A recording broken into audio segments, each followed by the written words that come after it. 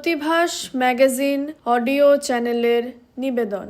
প্রত্যেক মাসে অনলাইনে প্রকাশিত প্রতিভাস ম্যাগাজিন থেকে নির্বাচিত উপন্যাস, গল্প, ধারাবাহিক ও অন্যান্য বিষয়।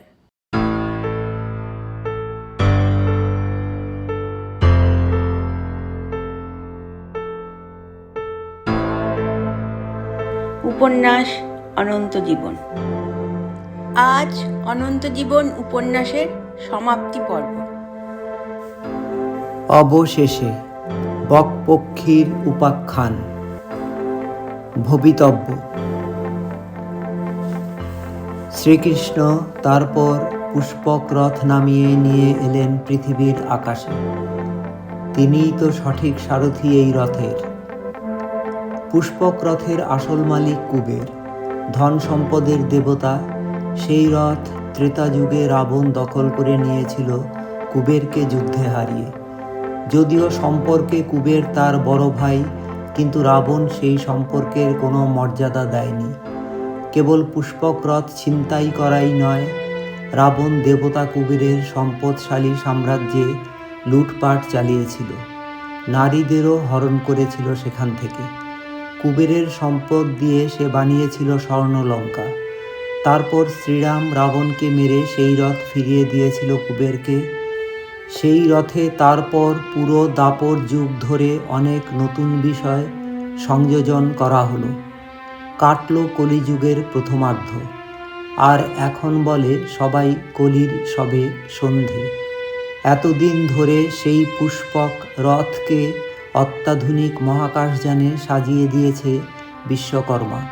সেই রথ এখন চলার সময় বস্তুপুঞ্জ থেকে শক্তিপুঞ্জে রূপান্তরিত হয়ে যায়। কয়েক সেকেন্ডে চলে যেতে পারে কোটি কোটি আলোকবর্ষ দূরত্ব। আরও নতুনত্ব এসেছে সম্প্রতি, তাতে ওই রথ কালের গতিবেগে চলতে পারে। এখন সেই রথ চালাবার সর্বোত্তম সারথি শ্রী মধুসূদন। পঞ্চপাণ্ডব সঙ্গে পাঞ্চালী স্বর্গারোহণ করেছিল আগে, আবার তাদের বিশেষ কারণে চলে আসতে হয়েছে ধরাধামে। কথা হচ্ছে এবার তারা ওই অত্যাধুনিক রথে চেপে সুউন্নত সভ্যতার খোঁজে যাবে গ্রহান্তরে। কেন এই যাওয়া? কারণ অদ্যাবধি জানা গেল না এই মরজগতে মানুষ ব্যতীত আর কেউ রয়েছে কিনা গ্রহান্তরে। যুগ যুগান্তের পরিক্রমা আর অন্বেষণ তো কোনো সুফল দেয়নি। পার্থিব আবাস ছেড়ে মহাকাশে ইতিমধ্যে বহু নিষ্ফল অনুসন্ধান সম্পাদিত হয়েছে। মানুষ শেষ পর্যন্ত বুঝেছে এই জটিল প্রক্রিয়া চালনা করতে পারে একমাত্র মহাকাব্যিক চরিত্ররা, বাস্তবে কিংবা পরাবাস্তবে। তাই পঞ্চপাণ্ডব সঙ্গে পাঞ্চালীকে ডেকে আনা। তাদের বিশেষ করে দায়িত্ব দেওয়া হবে দেবভূমি বলে সত্যিই কিছু আছে কিনা তা খুঁজে দেখা, যেখানে দেবতাদের বসবাস। সত্যিই সেই বাসভূমির দেবতারা অনন্ত জীবনের অধিকারী কিনা। অন্য কথায়, তাদের অনুসন্ধানের মূল বিষয়বস্তু হবে অমরত্বের অন্বেষণ। আর তাদের অতিরিক্ত দায়িত্ব ব্রহ্মলোকের ঠিকানা খোঁজা। তারা দেখবে সৃষ্টিকর্তা পিতামহ ব্রহ্মাকে আবিষ্কার করা যায় কিনা। এখানে এ প্রশ্ন স্বাভাবিক। স্বর্গারোহণের পর যারা স্বর্গেই ছিল তাদের আবার দেবলোকের খোঁজে নিষ্ক্রমণের এই আয়োজন অবান্তর ও লোক দেখানো হবে কি হবে না? প্রশ্নটি সঙ্গত বলে উত্তর তৈরি করা জরুরি। আসলে মহাকাব্যিক ওই চরিত্রগুলি স্বর্গে রয়েছে সূক্ষ্ম দেহে, জীবদেহে আর নেই তারা। অমরত্ব স্থূল এবং প্রচলিত অর্থে যা একপক্ষীয় ধারণা, একান্তই জীবদেহের বিবেচ্য বিষয়। সূক্ষ্ম দেহ বা আধ্যাত্মিকতাবাদ অথবা দিব্য ধারণার অন্তর্গত নয়। সেই মতানুযায়ী কেউ না কেউ তো ভবিষ্যতে এমন অন্বেষণে নিয়োজিত হবেই। সেখানে ওই মহাকাব্যিক চরিত্রগুলির আবার ভবিষ্যতে মানব দেহে ধরাধামে অবতীর্ণ হতে বাধা কোথায়? প্রাচীন মতে জন্মান্তরবাদ তো স্বীকৃতিপ্রাপ্ত। আর প্রাক্তন জীর্ণদেহ বর্জনের পর স্বর্গপুরীর প্রাপ্ত সূক্ষ্মদেহ ছেড়ে আবার মর্তলোকে নবজন্ম গ্রহণের পর ভূতপূর্ব কর্মকাণ্ড সবই তো বর্তমানে বিস্তৃতির অতলে। জানেন সমস্ত কিছু কেবল দর্পহারী শ্রী মধুসূদন, কিন্তু তিনি তো কুরুক্ষেত্রে অর্জুনকে বিশ্বরূপ প্রদর্শনের প্রক্রিয়াতে বলেই রেখেছেন গীতার অমর শ্লোকে, তার বাসনা যে জীবেরা কর্ম করুক নিষ্ক্রিয় বসে না থেকে। তিনি নিজে তাই সব জেনেও কাউকে কিছু জানাবেন না, যাতে জীবেরা কর্ম সম্পাদনের উৎসাহ এবং আগ্রহ না হারায়। এই সমস্ত কাজ এই কারণেই পঞ্চপাণ্ডব সঙ্গে পাঞ্চালী ছাড়া আর কেউ করার উপযুক্ত হতে পারে না। শ্রীকৃষ্ণ তাই পুষ্পক রথ চালিয়ে নেমে এসেছেন তাদের জন্য পার্থিব বায়ুমণ্ডলের ওপর। এবার মহাভারত বিরচিত হবে মহাকাশে, তার জন্য ধর্মক্ষেত্র কুরুক্ষেত্র থাকবে ওই অসীমেরই কোনো এক পরিসরে। মহাকাব্যের ভাষ্য রচনার দায়িত্ব আবার নেবে মহর্ষি বেদব্যাস। আবার গণেশকে ধরতে হবে লেখনী। সে যাই হোক, সবই হবে যথাসময়ে। শ্রীকৃষ্ণ আপাতত হাজির পুষ্পক রথ নিয়ে। রথের অবস্থান দেখে যুধিষ্ঠির চিন্তাকুল হয়ে পড়ল। অর্জুনকে ডেকে বলল, কি বিপদ বলতো তৃতীয় পাণ্ডব, অত উঁচুতে যায় কি করে? ভ্রাতা, তুমি কি অস্ত্রবিদ্যার কোনো কৌশল জানো যাতে ওই রথে ওঠা যেতে পারে? অর্জুনের বিমর্ষ মুখ। গান্ডীব টঙ্কারে মেদিনী ঝঙ্কৃত হয়, যদিও তাতে পুষ্পক রথ অবতরণ করতে পারে না। স্বয়ং মধুসূদনই মুশকিল আসান করতে পারেন। রথকে নামিয়ে আনতেই হবে ভূপৃষ্ঠে। হেলিকপ্টারে চেপে পাণ্ডুপুত্রগণের পুষ্পক মহাকাশযানে যাওয়াটা বড়ই দৃষ্টিকটু। এদিকে বেদব্যাস আর গণেশের মধ্যে আবার খিটিমিটি বেঁধে গেছে। গণেশ আগের মতোই জানালো যে তাকে বসিয়ে রাখা যাবে না। মহাভারতের শ্লোকসমূহ এক নাগারে বলে যেতে হবে ব্যাসদেবকে। সত্যবতী নন্দন তাতে সম্মতি জানালো এই শর্তে যে গণেশও কিছু না বুঝে লিখতে পারবে না। এই শর্তে আগের মতো আবারও রাজি হয়ে গেল গণেশ। শ্রীকৃষ্ণ বুঝলেন পুষ্পকযান ভূপৃষ্ঠের কাছাকাছি নিয়ে যেতেই হবে। তাতে ঝামেলা একটাই যে অত বড় প্রাসাদোপম স্টারশিপ যদি ভূপৃষ্ঠে অবতরণ করে তো তাতে যে আন্দোলন দেখা দেবে তা ভূকম্পের অনুরূপ। নামাতে হবে কোনো মরুভূমি বা সমতল প্রদেশে, লোকালয়ের অনেক দূরে। তিনি তেমনই বার্তা পাঠালেন পঞ্চপাণ্ডবকে। জানালেন যে স্টারশিপ নিয়ে তিনি যাচ্ছেন মঙ্গোলিয়ায়, রুক্ষ গোবি মরুভূমিতে। গোবি এক ভয়ানক মরুভূমি। ঠান্ডা আর উষ্ণতা সেখানে চরম ভাবাপন্ন। মঙ্গলরা এই প্রতিকূলতার মোকাবিলায় অভ্যস্ত হলেও ভারতীয়দের সেই পরিবেশে বড়ই বিব্রত হতে হবে। মধ্যম পাণ্ডব ভীমসেন উষ্ণ গলায় বলল, কেন? শ্রীকৃষ্ণ তো থর মরুভূমিতেও যেতে পারত, সেটা চেনাশোনা পরিবেশ। যুধিষ্ঠির বুঝিয়ে বলল, শোনো ভাই, শ্রীকৃষ্ণের সমালোচনা করবে না। উনি যা করেন পাণ্ডবদের হিতার্থেই করে থাকেন। গোবি মরুভূমিতে যাওয়ারও কোনো বিশেষ উদ্দেশ্য অবশ্যই আছে তার। গোবিন্দ হেন কূটনীতিকের থই পাওয়া তোমার সাধ্যাতীত। চলো, গোবি মরুভূমিতে যাওয়ার আয়োজন করো। বীর বৃকদরের বিরক্তি তবুও কাটে না। সে বলল, মুশকিল হলো চীনকে নিয়ে। সে যদি না অনুমতি দেয় যাব কিভাবে? যুধিষ্ঠির বোঝালেন, শোনো, চীনের কি সাধ্য আছে স্থিতিরক্ষক কূটনীতি বিশেষজ্ঞ শ্রীকৃষ্ণের তল পাওয়া? তুমি কি ভাবো দর্পহারী শ্রী মধুসূদন চীনের কথা ভাবেননি? দেখো না, চৈনিক প্রেসিডেন্ট কোনো বাধা সৃষ্টি করতে পারবেই না। সহদেব জানালো শ্রীকৃষ্ণ বার্তা পাঠাচ্ছেন। চৈনিক প্রেসিডেন্টের তরফ থেকে প্রতিশ্রুতি পাওয়া গেছে তাদের ব্যবস্থাপনাতেই পাণ্ডুপুত্ররা মঙ্গোলিয়া যাত্রা করবে। এমনকি পাসপোর্ট আর ভিসাও লাগবে না, একেবারেই ভিআইপি স্তরের ব্যবস্থা। প্রোটোকলের হাঙ্গামা সমাধান হয়ে গেছে। অতএব যাত্রা করো চীনের ব্যবস্থাপনায় মঙ্গোলিয়াতে। গোবি মরুভূমিতে রয়েছে স্টারশিপ পুষ্পকযান। শ্রীকৃষ্ণের সবল বার্তা এখন কেবল সর্বজ্ঞ সহদেবেরই মানসলোকে উদ্ভাসিত নয়, অন্য সব পাণ্ডুপুত্রগণ এবং যাজ্ঞসেনীর মনোজগতেও প্রখর সূর্যকিরণের ছটায় প্রেরিত হতে লাগল। পঞ্চপাণ্ডব সঙ্গে দ্রৌপদী স্বর্গারোহণের পর সূক্ষ্মদেহে যারা স্বর্গেই ছিল, আবার মরদেহে ধরাধামে আগমনের পর এখন সমস্ত কিছুই তাদের বিস্মৃতির অতলে। তারা আবার কর্ম সম্পাদনের অধিকার প্রাপ্ত, এই নব্য প্রজন্মে এই গুরুদায়িত্বে নিয়োজিত। শ্রীকৃষ্ণ কি যে মায়াজাল রচনা করলেন! চীনদেশ হয়ে গেল বন্ধুভাবাপন্ন, আর পঞ্চপাণ্ডব সঙ্গে দ্রৌপদী স্ব স্ব অস্তিত্বে পরিণত হলো এক একটি জ্যোতির্বলয়ে, এবং বাহ্যিক কোনো প্রকার যানবাহনের সাহায্য গ্রহণ না করেই নিজেদের আবার আপন আপন জীবদেহে আবিষ্কার করল গোবী মরুভূমিস্থিত পুষ্পক যানে। শ্রীকৃষ্ণ বললেন, প্রাচীন ভারতীয় সংস্কৃতির স্বীকৃতির স্বার্থে আমি গোবী মরুভূমিকে নির্বাচন করেছি মঙ্গোলিয়াতে, যেহেতু এখান থেকেই শাসকবর্গ সাম্রাজ্য স্থাপন করেছিল ভারতবর্ষে। এবার তাই ভারতীয় পৌরাণিক চরিত্ররা এখান থেকেই নতুন মহাকাব্যের সূচনা ঘটাবে। এখানে চীনদেশকেও এই আগামী মহাকাব্যে অংশগ্রহণ করতে দেওয়া হলো। যুধিষ্ঠির কৃতাঞ্জলি পুটে বলল, হে গোবিন্দ, সবই তোমার ইচ্ছে।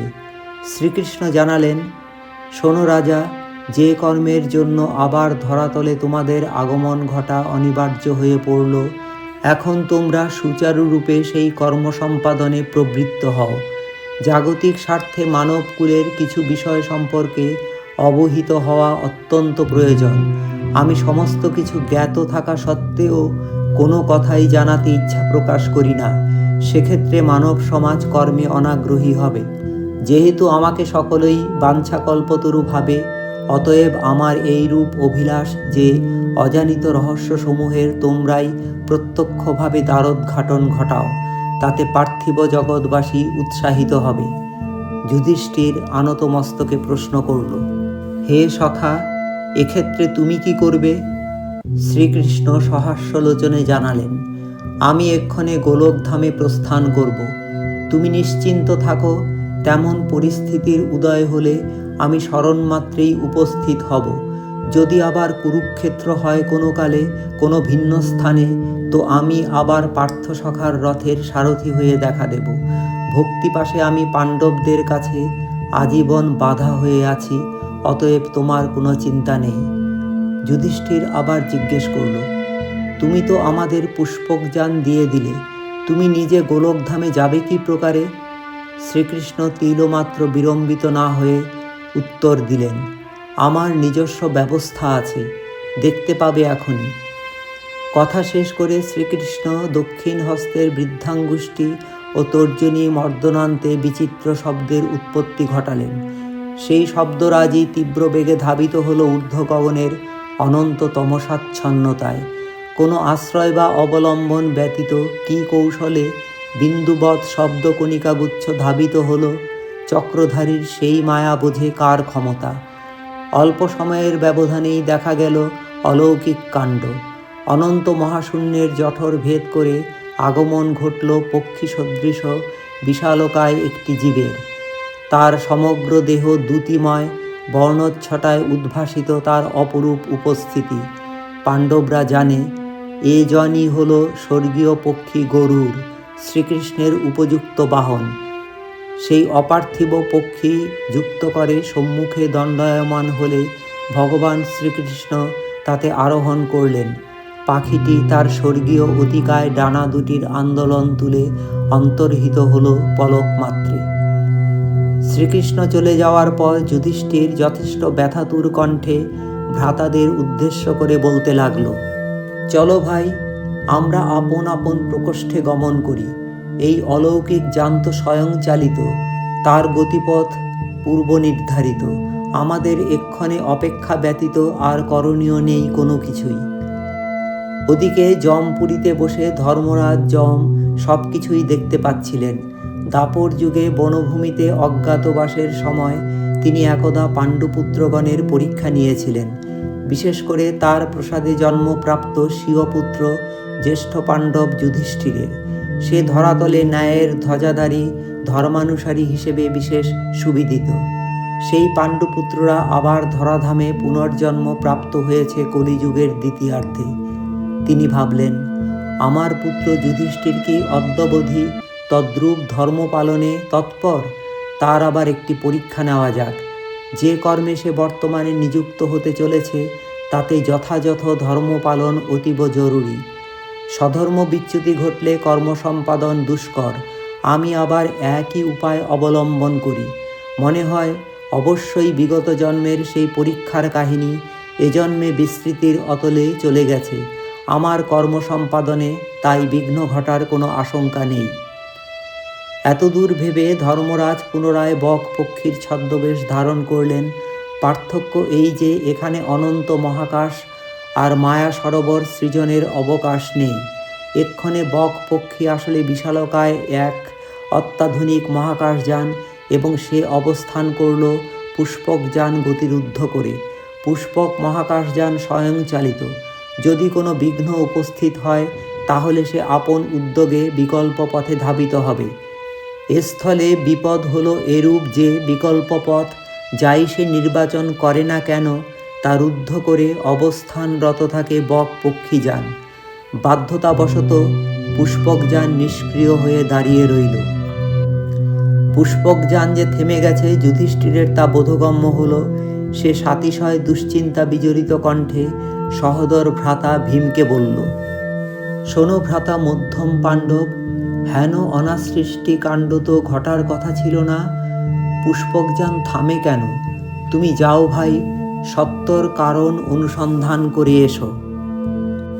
পুষ্পকযানের অভ্যন্তর সুবিশাল প্রাসাদপুরী, তুলনীয় বর্তমানকালের কোনো দুর্মূল্য হাউজিং কমপ্লেক্সের সঙ্গে। সেখানে আছে ভিতরস্থ যাতায়াতের জন্য শাটল যান, যার মাধ্যমে বহির্ভাগেও যাতায়াত সম্ভব। ভীম তদ্রূপ এক শাটল যানে চেপে গদা হস্তে পুষ্পকযানের মূল দরজা খুলে অনন্ত মহাশূন্যে বেরিয়ে গেল। অচিরেই সে দেখতে পেল বক পক্ষীযানকে। সে গতিপথে অবস্থানরত আছে গতিরুদ্ধ করে। ভীম ভাবল, এ আবার কোন আপদ? সে গদা তুলে গর্জন করে বলল, হটে যাও সামনে থেকে।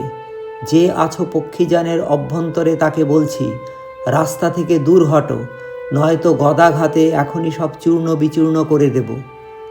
পক্ষীযানের ভিতর থেকে ধর্মরাজ দৈবকণ্ঠে জবাব দিলেন, শোনো মধ্যম পাণ্ডব বীর বৃকদর, বৃথা দর্প পরিত্যাগ করো। আমি অবশ্যই পথ ছেড়ে দেব, কিন্তু তার আগে আমার কয়েকটি প্রশ্নের উত্তর দাও। বলছি শোনো। অতঃপর ধর্মরাজ তার প্রশ্নরাজির স্তবক জানালেন। কিবা বার্তা কি আশ্চর্য পথ বলি কারে, কোনজন সুখী এই জগৎ সংসারে। পাণ্ডুপুত্র আমার যে এই প্রশ্নচারী, উত্তর করিয়া তবে দাও শূন্যে পারি। ভীম এমনিতেই রকচটা। এসব প্রশ্ন শুনে সে আরও চটে গেল। তর্জন গর্জন করে বলল, শোনো, এইসব বেকার প্রশ্নের উত্তর দেওয়ার সময় বা ধৈর্য কোনোটাই আমার নেই। তুমি আগে রাস্তা ছাড়ো, তারপর দেখা যাবে তোমার প্রশ্নগুলির উত্তর দেওয়া সম্ভব কিনা। ধর্ম হতাশ কণ্ঠে বললেন, শোনো মধ্যম পাণ্ডব, আমার প্রশ্নসমূহের উত্তর না প্রদানের ন্যায় অধর্মাচরণ করবে না, তাতে তোমার বিনাশ অবশ্যম্ভাবী। ভীম গদা উদ্যত করে পক্ষীযানে আঘাত হানতে গেলে ধর্ম পুনরায় সাবধানবাণী উচ্চারণ করে বললেন, শোনো ভীম, এই পক্ষীযান স্পর্শ করা মাত্র তোমার মৃত্যু সুনিশ্চিত, সাবধান। ভীম তাতে কর্ণপাত না করে পক্ষীযানে গদাঘাত হানল। ভীমের গদা আটকে গেল কোনো অদৃশ্য বর্মে এবং ভীম তৎক্ষণাৎ মৃত্যুমুখে পতিত হল। তার মৃতদেহ শাটলযানের বাইরে মহাশূন্যে ভাসমান রইল, পক্ষীযানের চারিপাশে আবর্তনশীল অবস্থায়। এদিকে ভীমের বিলম্ব দেখে যুধিষ্ঠির অতিশয় ব্যস্ত হয়ে অর্জুনকে ডেকে বলল, যাও ভাই তৃতীয় পাণ্ডব, দেখো গিয়ে ভীম কোথায় কি করছে। তার তো এত দেরি করার কোনো কারণ দেখি না। সে কি কোনো বিপদে পড়ল? এদিকে পুষ্পকযান কেন থেমে গেল তাও তো বোধগম্য হচ্ছে না। তুমি যাও, গিয়ে সমস্ত কিছুর কারণ অনুসন্ধান করে শীঘ্র ভীমকে নিয়ে ফিরে এসো। জ্যেষ্ঠ ভ্রাতার আজ্ঞাপ্রাপ্ত হয়ে অর্জুন হাতে গাণ্ডীব ধনুক তুলে নিল এবং বেছে বেছে তীর ভরল পৃষ্ঠদেশের তুনে। তারপর অন্য আরেক শাটলযান নিয়ে চলল ভীমান্বেষণে। যথারীতি সে দর্শন পেল পক্ষীযানের এবং ভাসমান দেখল ভীমের মৃতদেহ। সে অতীব শোকাকুল চিত্তে ভাবল, এসব এই পক্ষীযানের কারসাজি, অতএব স্বরাঘাতে একে ছিন্ন ভিন্ন করাই বিধেয়। এতদূর ভেবে অর্জুন গান্ডীবে স্বরযোজনা করলে পর পক্ষীযানাভ্যন্তরস্থ ধর্মরাজ তাকে এই রূপ কর্মে নিবৃত্ত হতে বললেন। পরিবর্তে তিনি অর্জুন সমীপে তার প্রশ্নসমূহ উত্থাপন করে উত্তরদান চাইলেন। ভীমের মতো অর্জুনও তা গ্রাহ্য না করে পক্ষীযানকে স্বরাঘাতে প্রবৃত্ত হয়ে অকালে মৃত্যুমুখে পতিত হল। অতঃপর যুধিষ্ঠিরের আদেশক্রমে দুই মাদ্রীসূত নকুল এবং সহদেব অপরাপর ভ্রাতাদের অন্বেষণে গিয়ে ধর্মরাজের বাক্য অমান্য করে পূর্বোক্ত উপায়ে মৃত্যুবরণ করল। রাজা যুধিষ্ঠির অবশেষে দ্রৌপদীকে বলল গিয়ে সমস্ত কিছু দেখে আসার জন্য। পতি আজ্ঞা অবজ্ঞা করা দ্রৌপদীর নিকট অপরাধ তুল্য বলে অন্তরে আপত্তি থাকা সত্ত্বেও সে যেতে বাধ্য হল এবং অন্য পাণ্ডবদের মতো ধর্মরাজের বাক্য অমান্য করে তারও অকাল মৃত্যু ঘটল। পুষ্পক জানে যুধিষ্ঠির অপেক্ষা করতে করতে অস্থির হয়ে পড়ল। আর সে কাকে পাঠাবে অনুসন্ধানে? অনন্যোপায় হয়ে তখন নিজেই নিষ্ক্রান্ত হলো ভিন্ন এক শাটলযান নিয়ে। যথাসময়ে সে উপনীত হলো পক্ষীযানের সম্মুখে। সে দেখতে পেল দ্রৌপদী ও অপরাপর ভ্রাতাগণের ভাসমান মৃতদেহ পক্ষীযানকে ঘিরে আবর্তনশীল। তার যা মানসিক অবস্থা হলো তার কহতব্য নয়। প্রথমত সে মূর্ছা গেল, অনতি বিলম্বে অবশেষে চেতনাপ্রাপ্ত হলো এবং উচ্চস্বরে বিলাপ করতে করতে পুনরায় চেতনালুপ্ত হলো। আবারও চেতনা ফিরে পেয়ে সে শোকে দুঃখে কাতর হয়ে আত্মঘাতী হওয়ার বাসনা নিয়ে শাটলযান থেকে শূন্যে অবতরণ করল। তখনই ধর্মরাজ পক্ষীযান থেকে তাকে সম্বোধন করে বললেন, শোনো রাজা, তুমি সংসারে সুবিদিত ধর্মাত্মা বলে তুমি আত্মহননের ন্যায় মহাপাতকী ভাবনা করো কি প্রকারে? তোমারও তো পরকাল আছে। যদি ওইরূপ কুকর্ম করো তাহলে ইহকালে সংসারে তো তোমার অপযশ হবেই অধর্মচারী বলে, পরকালেও তুমি নরকবাসী হবে। অতএব তুমি বাতুলতা বর্জন করো। আমার কতিপয় জিজ্ঞাসা আছে, তুমি বরং সেসবের উত্তর দাও। তোমার ভ্রাতাগণ এবং দ্রৌপদী আমার কথা অমান্য করে প্রশ্নসমূহের উত্তরদান না করে গর্হিত আচরণ করার ফলে মৃত্যুমুখে পতিত হয়েছে। তুমি তেমন আচরণ করতে যাবে না, তাতে তোমারও মৃত্যু ঘটবে এবং তুমি ধর্মচ্যুত হবে। যুধিষ্ঠির শোকতপ্ত নির্ভীক কণ্ঠে বলতে লাগলো, আমাকে বৃথাই তুমি মৃত্যু ভয় দেখাও, ও ভয়ে আমি ভীত নই। তবে ধর্মচ্যুত হওয়া আমার ক্ষেত্রে অসহনীয়। ধর্ম রক্ষার্থে আমি সমস্ত কিছু বর্জনেও বদ্ধপরিকর। সাংসারিক মায়াবন্ধন ও জীবন্ত তুলনায় তুচ্ছ। আমি তোমার প্রশ্নের উত্তরদানে সম্মত আছি, যেহেতু তা হবে জ্ঞানী ব্যক্তির ধর্ম। শুনি কি তোমার প্রশ্ন? তখন ছদ্মবেশী ধর্মরাজ পক্ষীযানের অভ্যন্তর থেকে দৈববাণী সদৃশ ঘোষণায় জানালেন, কিবা বার্তা কি আশ্চর্য পথ বলিকারে, কোনজন সুখী এই জগৎ সংসারে? পাণ্ডুপুত্র আমার যে এই প্রশ্নচারী, উত্তর করিয়া তবে দাও শূন্যে পারি। প্রশ্নসমূহ শ্রবণান্তে উত্তরদান করতে গিয়ে যুধিষ্ঠিরকে তেমন বিব্রত হতে দেখা গেল না। সে সাবলীল কণ্ঠে স্বাভাবিক ভঙ্গিতে একে একে প্রশ্নসমূহের যথাযথ উত্তরদান করতে লাগলো। প্রথম প্রশ্ন কিবা বার্তার উত্তরে সে জানালো, জীব ও জড়ের সমন্বয়ে গঠিত এই যে পার্থিব মরলোক, সে যেমন কালের চক্রবুহে পতিত থেকে অজ্ঞ, আপন ইচ্ছাধীন নয় তার কোনো কিছুই, সেইরূপ মহাকালের চক্রজালে বেষ্টিত থেকে আবর্তনশীল মহাশূন্যের অপরাপর জীবলোক ও জড়লোক সমূহ পরস্পর বিভিন্নভাবে এবং সেই তালিকায় অন্তর্ভুক্ত দেবলোক, পাতাল, ব্রহ্মলোক, এমনকি স্বয়ং গোলোক পর্যন্ত, আর এ সমস্ত কিছু বেষ্টন করে রেখেছে মহাকাল অপরিমেয় ব্রহ্মস্বরূপ ডিম্বাকৃতি জ্ঞান ভাণ্ডারকে, এবং মহাকালের সেই বেষ্টনী জালের অন্তর্গত নয় যা সেখানে দিব্যজ্ঞানও অচল, এক স্তম্ভিত প্রতীক্ষা সর্বব্যাপী বিন্দুবৎ বিরাজমান। এবার দ্বিতীয় প্রশ্ন, কি আশ্চর্য প্রসঙ্গ! এই প্রশ্নের উত্তর দিতে গিয়ে যুধিষ্ঠির বলল, তত্ত্বগর্বী গুণীনিত্য পৃথিবীর ঘরে নিজ নিজ তত্ত্বদানে ব্রহ্মাণ্ডকে গড়ে, ভাবে স্বীয় তত্ত্ব হবে অজর অক্ষয়, অতঃপর কি আশ্চর্য কহ মহাশয়। যুধিষ্ঠির এই রূপে যে ভাষ্য ব্যক্ত করেছিল তার সারমর্ম এই রকম। যুগে যুগে মানব সভ্যতার জ্ঞানী গুণী ব্যক্তিবর্গ তাদের বিশ্বাস ও ধারণা অনুসারে বিশ্বব্রহ্মাণ্ডের অস্তিত্ব ও প্রকৃতি সম্পর্কে নিজেদের মতো তত্ত্ব প্রতিষ্ঠা করে গেছেন। সমকালীন মানব সম্প্রদায় তাদের প্রদত্ত তত্ত্বানুসারেই ব্রহ্মাণ্ডের ব্যাখ্যা মেনে নিয়েছে। কোনো কোনো মতবাদ শতাব্দী প্রাচীন। সেই সব তত্ত্ব প্রদানকারীরা এতটাই আপন ধারণা ও বিশ্বাসে মুগ্ধ এবং অটল ছিলেন যে অন্যরকম কিছু ভাবতেই পারতেন না। পরবর্তী সময়ে আবার কোনো তত্ত্বজ্ঞানী সমস্ত কিছু ব্যাখ্যা করেছেন নতুনভাবে। তখন জগৎবাসী দেখেছে যে ব্রহ্মাণ্ড অন্যরকম নিয়মাবলীর ওপরে প্রতিষ্ঠিত। এভাবে যুগে যুগে ব্রহ্মাণ্ডকে সংজ্ঞায়িত করেছেন নতুন নতুন তত্ত্বজ্ঞানীরা নতুন নতুন অনুমান ও ধারণার ওপর ভিত্তি করে।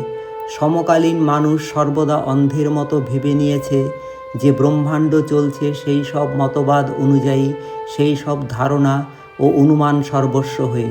আসলে কেউ ভেবে দেখছে না কখনো যে ব্রহ্মাণ্ড চলছে তার নিজের নিয়মে, কোনো মতবাদের অনুমান নির্ভর হয়ে নয়।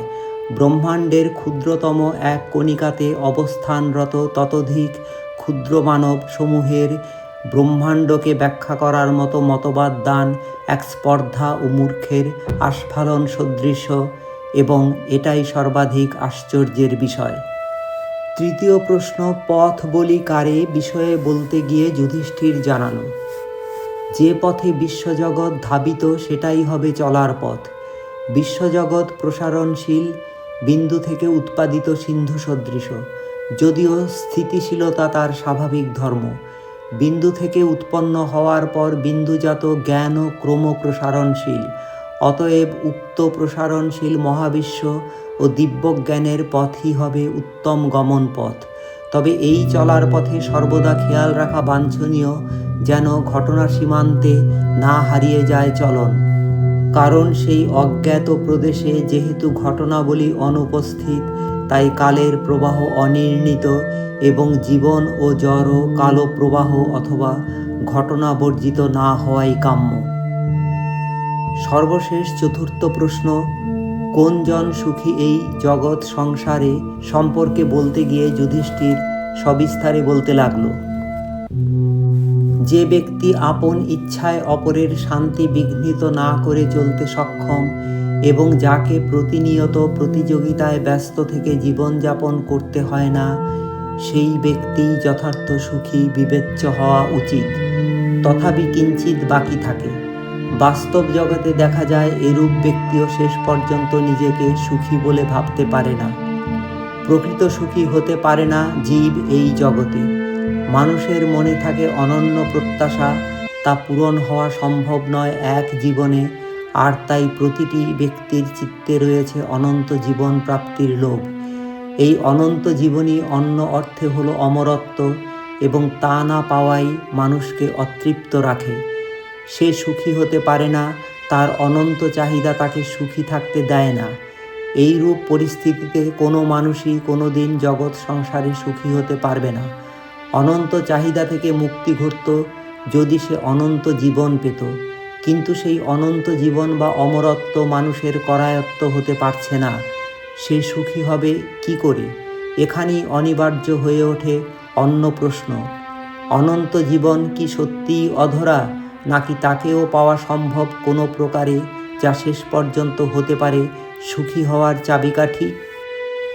যুধিষ্ঠির এখানে কথা থামালো। ছদ্মবেশী ধর্ম মনোযোগ সহকারে তার সমস্ত যুক্তি শুনছিলেন। সে চুপ করে যাওয়ার পর তিনি তার উদ্দেশ্যে বললেন, থামলে কেন? বলো, আমি শুনছি। যুধিষ্ঠির ধীর স্থির ভঙ্গিতে বলতে লাগলো, এখানে তাহলে আমাকে অতীব জটিল বিষয় ব্যাখ্যা করতে হয়, যা প্রকৃতপক্ষে আমারও আয়ত্তাধীন নয়। অনন্ত জীবনের মূল অর্থ বা রহস্য কি? এর উত্তর যুগ যুগ ধরে সবাই সন্ধানে ব্যস্ত। উত্তর জানে না কেউ এখনও। আমি কি বলি? তবে আমি জানি দুটি ধারা বা মতবাদের কথা। অনন্তকাল ধরে পার্থিব মানুষ যে দুটি পথে অমরত্বকে ভাবতে অভ্যস্ত। একটি মতবাদে বলা হয় দৈহিক অমরত্বের কথা, যেখানে শারীরিকভাবে জীবের কখনো মৃত্যু ঘটবে না। অন্য কথায় তার জীবনকাল হবে অনন্ত। এইরূপ অমরত্বের জন্যই প্রাচীনকালে তপস্যা করে বর চাইত দৈত্য দানব অসুর রাক্ষসরা সৃষ্টিপিতা ব্রহ্মার কাছে। এই ধারারই অনুসারী আধুনিক মানব সমাজ বা তথাকথিত সভ্য মানুষ ও চিকিৎসা বিজ্ঞান। তারা আসরিক ভাবনা অনুযায়ী ভাবে দৈহিক স্থায়িত্ব দীর্ঘকাল থাকা মানেই অমরত্ব। অনন্ত হবে কোনো মানুষের জীবনকাল, তার দেহ বিনষ্ট হবে না, অঙ্গ প্রত্যঙ্গ অজর অক্ষয় থাকবে চিরকাল, তার মৃত্যু হবে না কোনো দিন। অন্যদিকে অনন্ত জীবন বা অমরত্ব নিয়ে অন্য একটি বিকল্প মতবাদও আছে। সেই অমরত্ব দেহগত বিষয়কে বোঝায় না, বোঝায় অসীমকে সীমার মধ্যে উপলব্ধি করা। সেই অমরত্বের সন্ধানে সনাতন ভারতবর্ষে হিমালয়ের গুহায় মুনি ঋষিরা তপস্যামগ্ন থাকতেন। তাদেরও ছিল অনন্ত জীবনের সন্ধান, যা ছিল মূলত দিব্যজ্ঞানের অন্বেষণ। তারা ভাবতেন আমার মধ্যে থেকেই, আমার ক্ষুদ্র দৈহিক কাঠামোর পরিসরে, আমার ক্ষুদ্র জীবনকালে আমি অমরত্বকে অনুভব করতে পারব যদি আমি ভাবনার স্বাধীনতা পাই, অসীমকে উপলব্ধি করতে শিখি।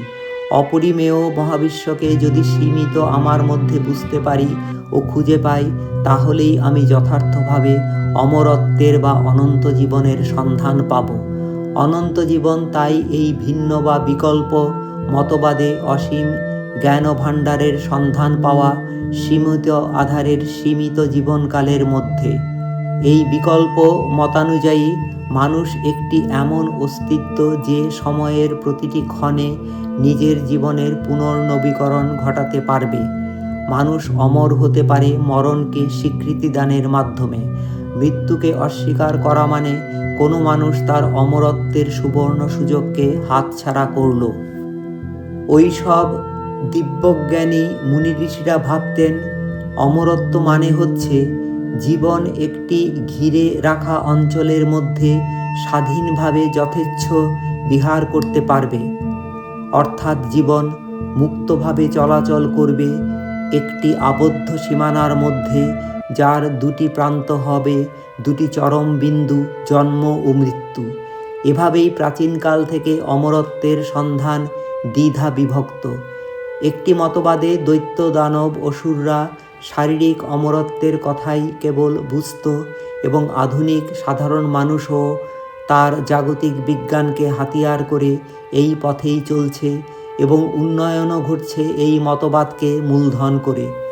অন্যদিকে দেবতা এবং দেবপ্রিয়রা অমরত্ব বলতে মোক্ষলাভ ঘটাকে ভাবতেন, যা মানসিক বিকাশের মাধ্যমে অনন্ত জ্ঞান ভাণ্ডারের সন্ধান পাওয়া। এখন তাহলে প্রশ্ন হতে পারে, কোন জন সুখী এই জগতে? কেউ যদি দৈহিক অমরত্ব পেতে চায় তো সে কবে সুখী হবে বলা দুষ্কর।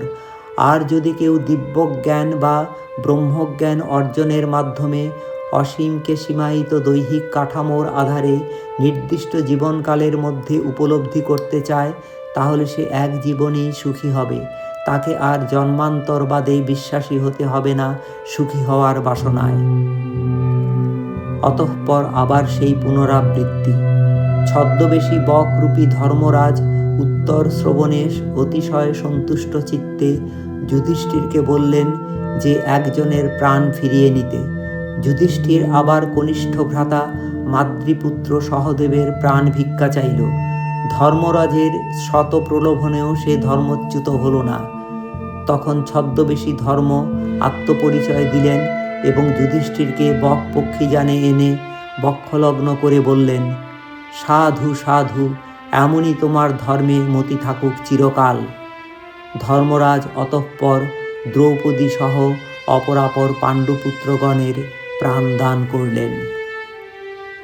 অনন্তর পুষ্পক মহাযানের আরোহী দ্রৌপদী সহ পাণ্ডুপুত্ররা চলল মহাকাশে মহাকালকে সঙ্গী করে মহাভারতের নতুন অধ্যায় রচনার উদ্দেশ্যে, যেখানে অবশ্যম্ভাবী হবে অনন্ত জীবনের অন্বেষণ অথবা অমরালোকের আবিষ্কার, যা থাকবে মহাজাগতিক কাঠামোরই মধ্যে।